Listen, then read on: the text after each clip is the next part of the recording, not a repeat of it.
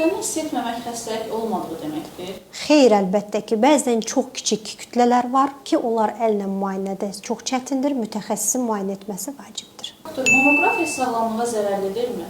Əlbəttə ki, xeyr. Burada kar-zarar oranına baxırıq. Mammoqrafiya bizim üçün çox qiymətli görüntüləmə vasitəsidir. Bir uçaq səyahətində, 2 saatlıq uçaq səyahətində aldığımız radiasiya qədər şüa almış oluruq mammoqrafiyada. Yəni mammoqrafiyadan qaçmaq doğru deyil. UZI mammoqrafiyanı tam əvəz edə bilərmi? Əlbəttə ki, xeyr. UZI özəlliklə kistik lezyonların belirtlənməsi üçün önəmlidir. Mammoqrafiya isə çox kiçik kalsifik lezyonlar üçün önəmlidir. Bəs deyirlər biopsiya xərçəngi yayır. Bu tamamilə mifdir. Biopsiya əvvəl qədimdə insanların görüntüləmə vasitəsi olmadığı zamanlarda, törəmənin tam çıxarılmadığı anlarda törəmənin geridə artıb çoxaldığını düşündürdü. Bu bilgilər əsasında düşünürdülər ki, biopsiya artır, çoxalır. Bu tamamilə mifdir.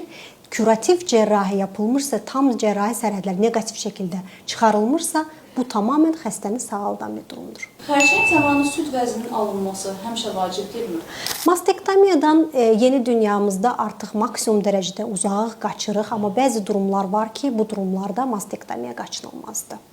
Əməliyyat müalicə üçün həmişə kifayətdirmi? Əməliyyat müalicə üçün çox böyük kurativ dəyər daşıyır. Ancaq nəzərə alsaq ki, süd vəzi xərçəngi sistemik xəstəlikdir. Mütləq bir şəkildə sistemik müalicəsi də vacibdir.